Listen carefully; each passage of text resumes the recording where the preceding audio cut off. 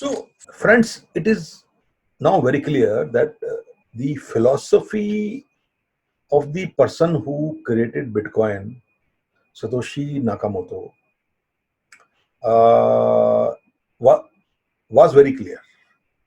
He wanted to do away with the role of the central financial institutions, regulatory bodies, or especially the banks, the role of banks.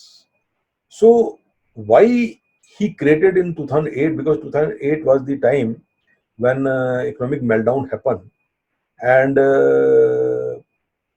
allegedly the taxpayers' money was being pumped into banks for the mistakes done by the banks, not by the taxpayers.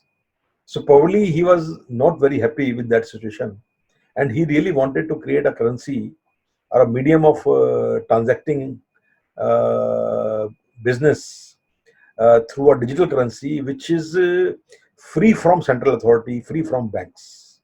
So it was supposed to be unregulated, it was supposed to be decentralized, it was like an alternative to the traditional banking which have occasionally failed to deliver due to their own mistakes.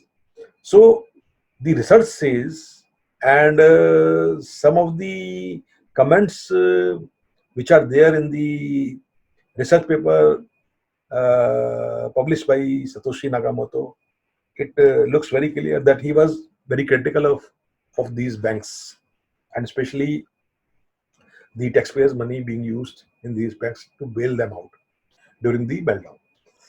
So it is very, very important to understand that this whole concept of Bitcoin and then later other cryptocurrencies, and of course, because of this, the purpose of blockchain itself, because blockchain is central to this whole concept of cryptocurrency actually.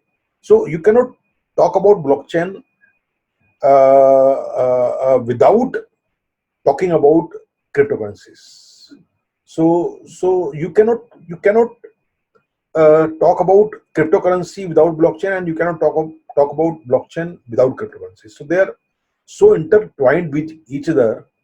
So you cannot talk separately about these things. So this whole concept of blockchain and cryptocurrencies is interrelated, and the philosophy remains of the freedom required for the transactions, financial transaction.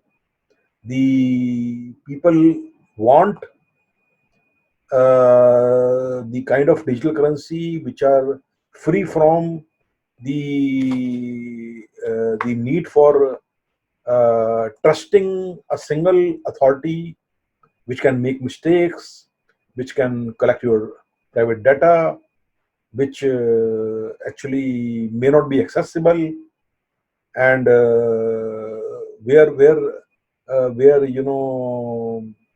we do not have the possibility of using cash actually, because it is tangible in nature. So the philosophy behind Bitcoin is all that.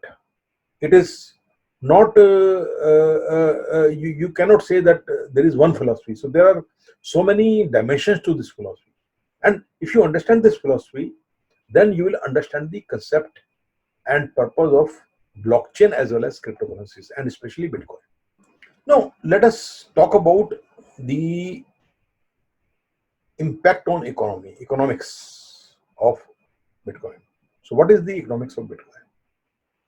If you look at the historically talked about eras of a currency, we know that there was an ancient era where commodities were used as currencies. So we know about some commodities like even spices being used as currency in the ancient time in India and other trading nations. And of course, we know about the gold standard before First World War. It was widely used. The gold was the main currency of the international money transactions. So we know about gold, which was used locally also, and even silver. and other rare metals were used, which were the currency of that era.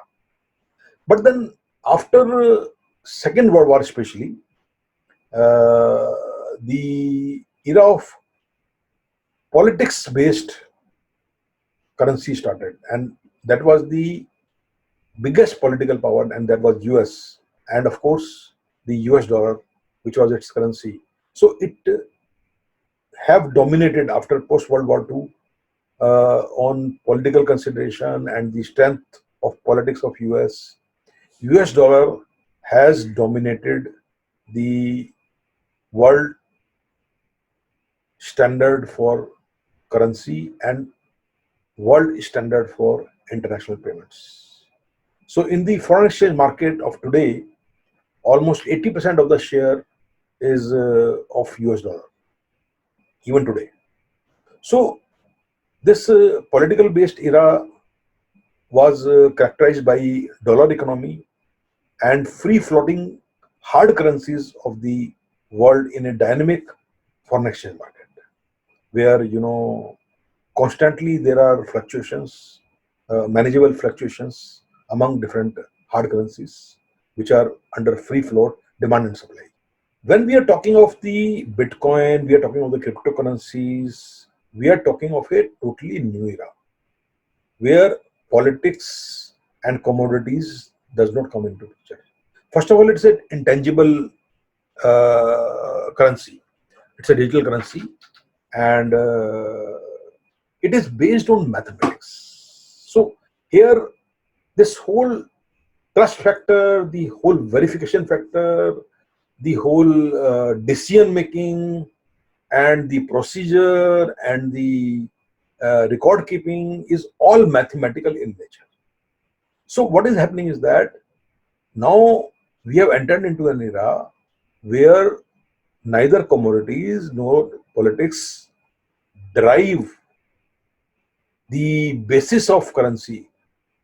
What drives the basis of currency is the mathematics. So we are dependent on mathematical models, algorithms, computer softwares, databases.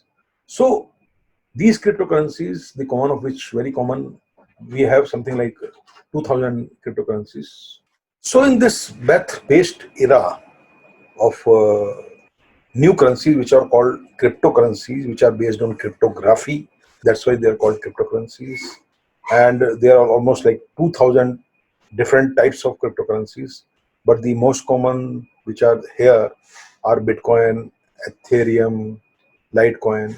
So these are all based on mathematical models. They are computer based. They are operated by computer programs. So this is a new era, and how much successful it will be, up till now it has been quite successful. It is likely to be very successful in coming future, and there is a possibility that we may have some new innovations in this, which may again be based on mathematics, or it may be based on some you know quantum physics. It may be based on the micro or nano structure or nanotechnology. It is possible that the future of currency may be dominated by not only maths or a combination of maths and nanotechnology.